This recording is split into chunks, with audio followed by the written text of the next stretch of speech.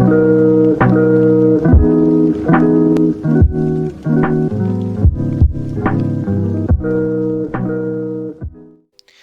guys, how's it going? Rush here, and welcome back to an episode of Cards and Castles TV commentary. Of course, great matches, as always, lined up for you on this edition. However, before we jump into that, I just want to remind you guys to check out the new merch design if you haven't done so already. Of course, like I said in the last one, thanks to BC for hooking us up with that design. Be sure to check out in the description below to get yourself a sweet new hoodie. Of course, mine hasn't arrived yet, but that is beside the point. Of course, if you guys use code Torch up until the 28th, remember, you get free shipping if you do. So, with that being said, folks, we have another stellar video today. So, with that being said, match number 1 starts right now.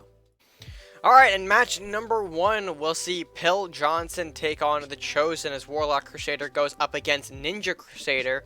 Now, hoping that our good pal Pill here doesn't pop a no interaction on us, but we'll just have to see if that's going to be the case here as we jump into the matchup here.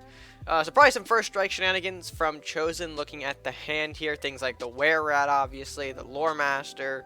Well, Lore Master is more of a draw tool, but definitely the Were-Rat indicates potentially first strike here as Magmasaur comes out from Pill, turn 1 with the coin.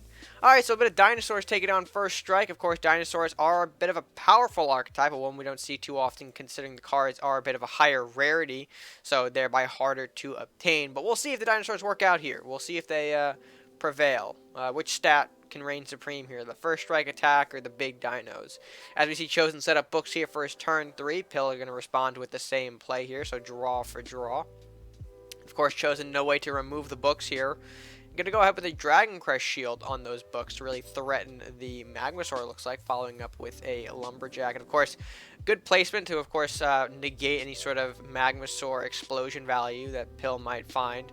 As he kind of sacks the books up top into the other one, into Chosen's, although sets up another books, followed up by a Lumberjack here. So a lot of draw on both sides right now, it looks like. Of course, Chosen going for swiftness as well, so that actually is going to be great to remove that Magmasaur and also get a free little minor spell.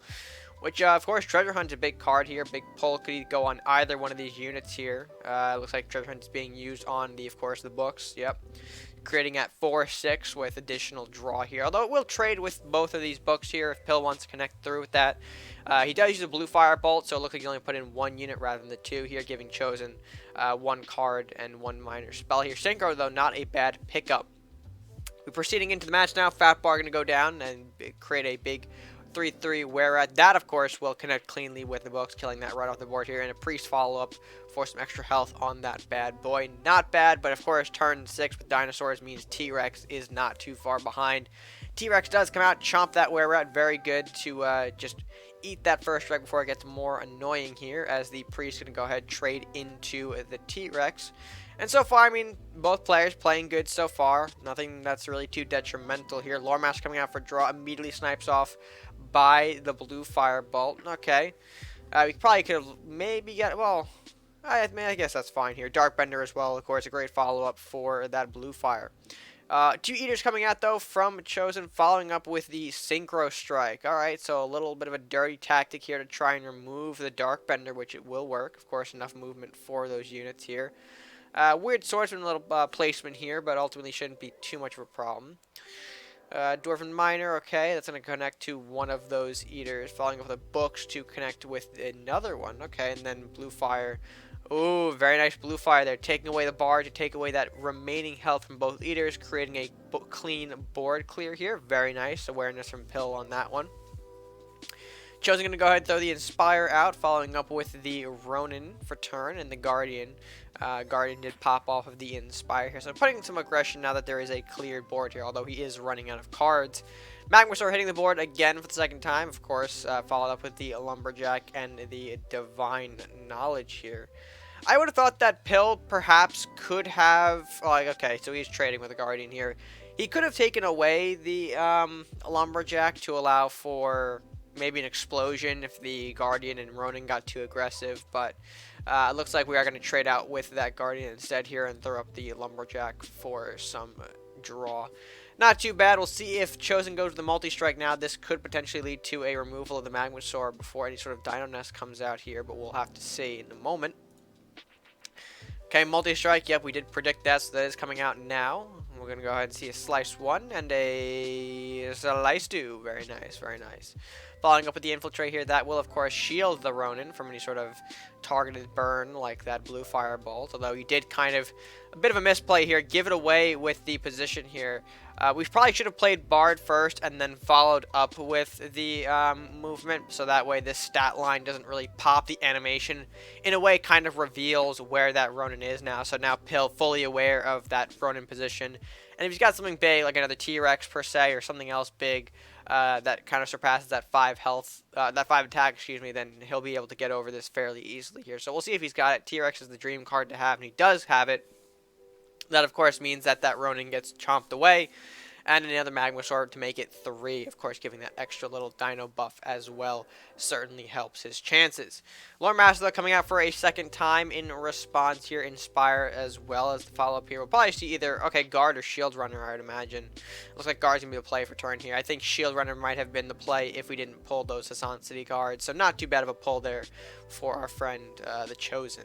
Divine Knowledge, though, on the other side of the board here, is going to give some good tools. Swordsman for turn. Brilliant push here with the Fear. I'm not sure if the Magma Sword was intentional. Oops, I kind of rewinded here, but we'll I guess, show it again, because why not? Yeah, I'm not sure if that was intentional here, but of course, sometimes people forget that this Fear procs on, you know, the 3x3 around the unit, so of course, Magma Sword does get pushed back here.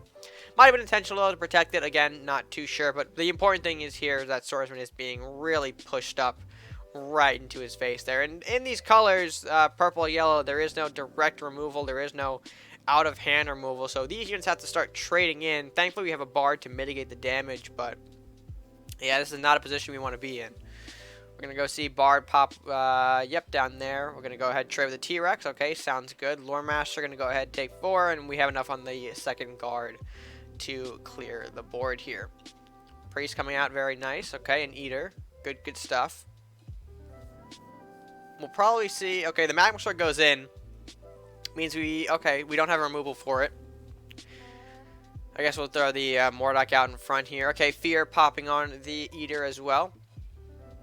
Creating that 5/5 with speed here. That will remove the Mordok from play here, which, I mean, we have the Inspire anyway, but yeah, might have been a mistake there to pop the Fear. Ooh, Headless gets a good snipe on the RedMaster. That's very nice, cutting off that additional draw here. Chosen goes for yet another Inspire, powering up that Eater. It's going to die, though, unfortunately. There's too many units in the hand to give Eater any sort of valuable buff, so that's unfortunate there. We are going to lose it here. Okay, Armory is the follow-up. Into the Nest. Ooh, Nest is big. Nest is absolutely big here. Of course, the Rider can still connect with the Eater, no problem here. The Magma Sword doing some removal as well. A big 4 connection from the Headless Horseman, and we are in a dangerous position here. Sudden death ticking away ever so slightly. A lot of units in the hand, though, of Chosen. We'll see if he wants to throw some of these out here. Of course, he has to be careful about how he places them. The explosion can be a little bit overwhelming here. Shield Runner and Infiltrate going to go as cards for turn here. He's created some explosion value here. We'll see if Pill takes it or if he's got something else up his sleeve. The Dino Nest, though, however, in this next turn, does give him more than enough stat lines to wipe out the castle, meaning Dinosaurs wins this first matchup. Very nice. Very nicely done. Dinosaurs are, of course, a big archetype that has a lot of potential in this format. However, we just don't see a lot of it, obviously, like I mentioned, because of that high rarity, that high barrier of entry. So, overall, though, great match, though, from Pill. And, yeah, with that being said, folks, we got some more matches to hit. So, let's go ahead and jump into match number 2. All right, and match number 2, folks, sees an interesting bout between Matco, hopefully I got that one right, Matco 1987 taking on HaydenHD. Druid Pirate versus Druid Viking, a bit of a Druid matchup here. We'll see how this goes for both players as we jump into it. Weird start, though, for Hayden. Very weird start. Blacksmith, Dragon Knight. I mean, if he gets a turn 3, he'll be fine here, but we'll see if Matco's got any pressure for him. Looks like Hayden has to pass, though. Lumberjack going to go ahead and take a free swing, if possible here. Metal into the southboard for turn. Okay, so we're getting a lot of ramp early on. Very interesting stuff here. We got a 2-drop, but we are going to opt to play the blacksmith instead. Kind of use all the gold here, putting none of it to waste here. And setting up a nice Dragon Knight to take out this southboard captain, perhaps. Although Grendel, a very scary threat now in the background here. We'll see if maybe we have to play the blacksmith more aggressively to defend against this Grendel. Looks like he will, so of course that does mean Matko gets a free blacksmith kill if he wants it. Centaur, actually the greatest removal here, the greatest removal potentially for this threat here, allowing the Grendel to whack for 6. Very nicely done. Although Temple going to get a little bit of value here as we connect to the Centaur with that Chain Lightning. Although Grendel still free to smack around the board here. Will he do it? We'll see. Matty going to go ahead and summon a Dark Bender for turn. That's absolutely devastating if this wasn't already a near game over as it is here. Grendel taking a 6. Lumberjack an additional point. Oh, things are scary here. We'll see a Lumberjack for turn. Okay, that's not going to be bad. Again, that Chain coming into play here. We can probably get away with actually doing a Drake into Drake here. One connects with the Grendel to clear it. One gets the buff from Grendel, which is probably going to be what happens, right? Yep, there goes the Grendel, and there comes the 4-6. We did put it in the range of Dark Bender, though. We'll see if Matko takes this, as we see a Wizard Blacksmith for turn here. Not opting to interact with the Drake, mind you. Very interesting stuff there. However, this does open the door for our friend, the Centaur. He does remove the Wizard and dealing a lot of chain in the process. I mean, he does leave Matko with the 5-4. However, we have a second Centaur to clean it up, so I guess he's not really worried about that here. Is Fenrir for turn going to go ahead and do some nice work here, creating a bit of a chain situation there. He probably should have honestly moved before he triggered all of that. But regardless, that is the play for turn here as Mordok comes out. And this, unfortunately, should be game, right? I mean, he connects with the Dark Bender. Okay, he's playing extra cards for turn here. Oh, no. Oh, oh no. Listen, I've told you guys before that when you BM, it's just not good to sort of play those extra cards. When you have the win, you should go for it, no matter how, how much you're feeling to play those extra cards, because then you have situations like this where I'm not sure if he missed the play, but there was a clear Dark Bender to remove the Mordok into the Fenrir slap for the win. I'm not sure if maybe Matko misread Fenrir and thought that it could not attack Castle, period, but right there, that was the win. It's a little odd that happened, but you hate to see it. Hopefully it doesn't come back to bite him in the ass. But that was just a complete throw. I feel so bad watching that. Horseman trades into the Lumberjack. I mean, you might as well here. Druid for the follow-up, which is a great option here. Oh, man. This is going to be brutal. Alright, Fenrir for a second time. Now, hopefully we'll get this one right as we go ahead and bop a little bit. Yep. Spirit Links actually landing quite well here. We do have another Fenrir, which is fantastic, but we do have a couple of options here if we are Hayden.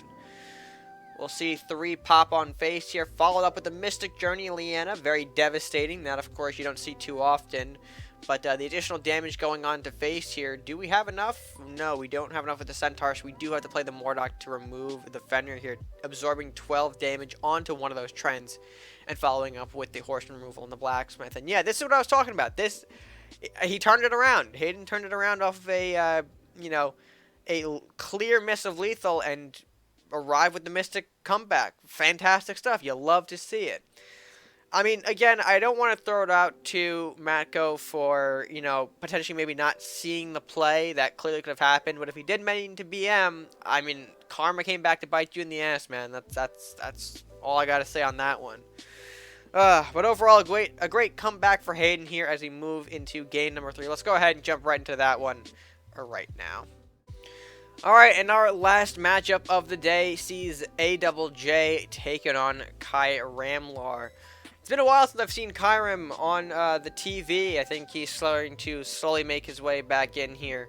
Of course, an older player, for some of you veterans around in our chat, might recognize that name. But regardless, we're going to see him taking on the Warlock Viking today with the Ninja Pirate. Now, he actually has messaged me about this deck, so I'm excited to, again, see it in action. He is going with the classical suit replace stuff here. Of course, the old Pirate Ninja version where you get the replace, you get the suit, you ramp into it, and it should be good stuff. However, not really starting off too strongly here is Kyramlaarr, as unfortunately we've bricked a little bit with our early game here, allowing AJ to get a primordial on the board here, get that rolling. Elvis Thief is not a bad pickup, though. That, of course, is going to, yep, right there is perfect. You didn't want to put it behind the Lumberjacks. Of course, this primordial would have just burned that alive here. So good placement of the Elvis Thief. Very nice, very nice.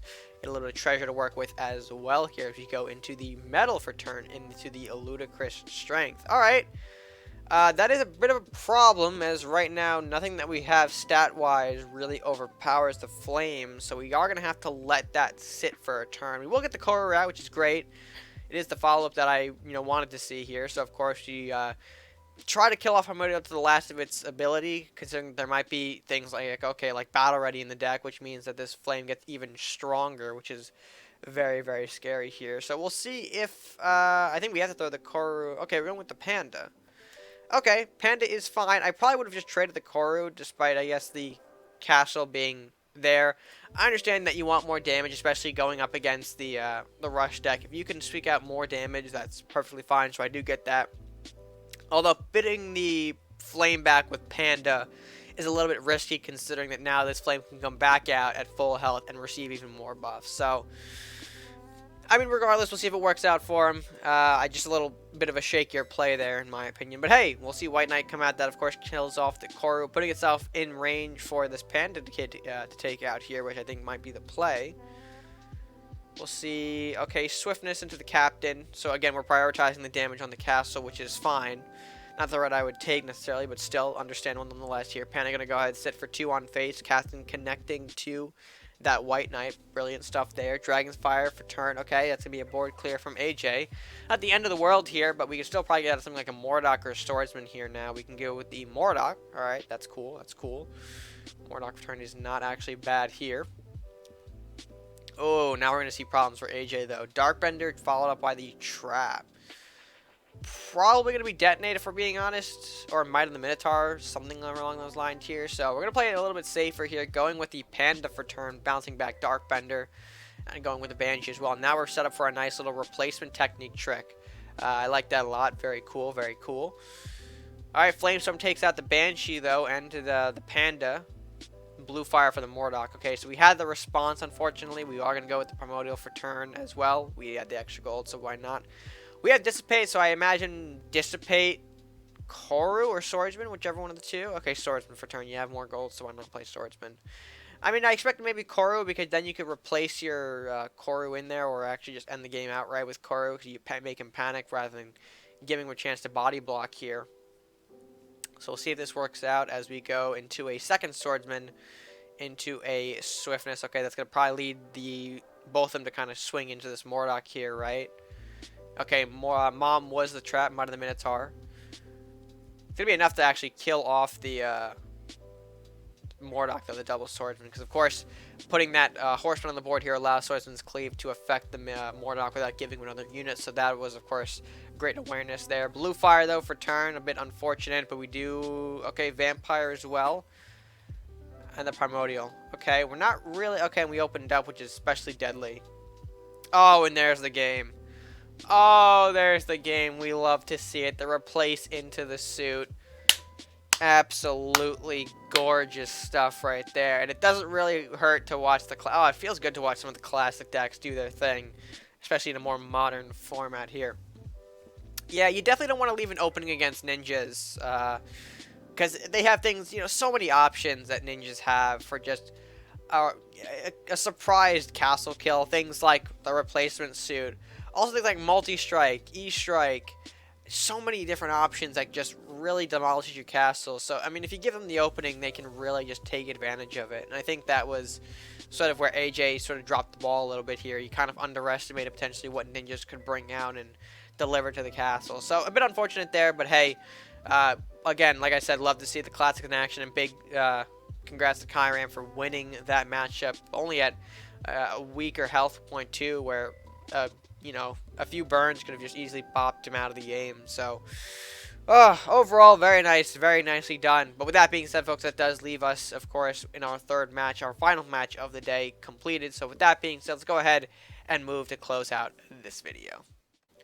Alright, and with that being said, folks, that of course will bring our video to a close. If you guys did enjoy, be sure to let me know by leaving your thoughts down in the comments section below on how you thought today's matches went, as well as being sure to liking the video, sharing it, of course, subscribing if you do or haven't done so already. The best way that you can support the channel, after all, is clicking that subscribe button. Very important that you do so. It helps this channel grow and stay alive.